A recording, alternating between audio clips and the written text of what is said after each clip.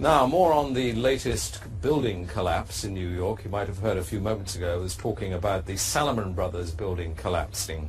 And indeed it has. It seems that this was not a result of a new attack. It was because the building had been weakened during this morning's attacks. We'll probably find out more now about that from our correspondent Jane Stanley. Jane, what more can you tell us about the Salomon Brothers building and its collapse?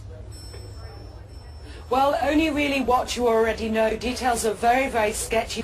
As you can see behind me, the Trade Center appears to be still burning. We see these huge clouds of smoke and ash, and we know that behind that there's an empty piece of what was a very familiar New York skyline, a symbol of the financial prosperity of this city, but completely disappeared now, and New York is still unable to take on board what has happened to them today.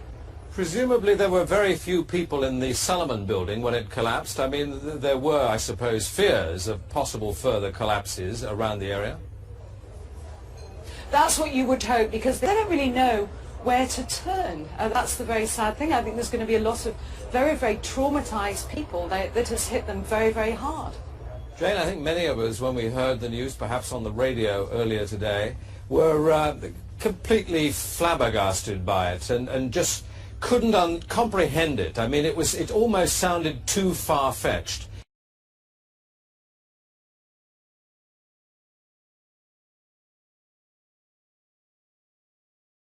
I was wondering what it's felt like for you being in Manhattan. Well, unfortunately, I think we've lost the line with Jane Stanley in Manhattan.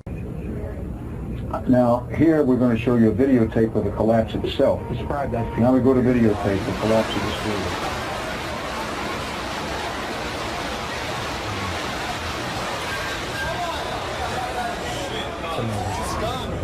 Amazing, incredible picture word. Too far-fetched. For the third time today, it's reminiscent of those pictures we've all seen too much on television before, when a building was deliberately destroyed by well-placed dynamite to knock it down.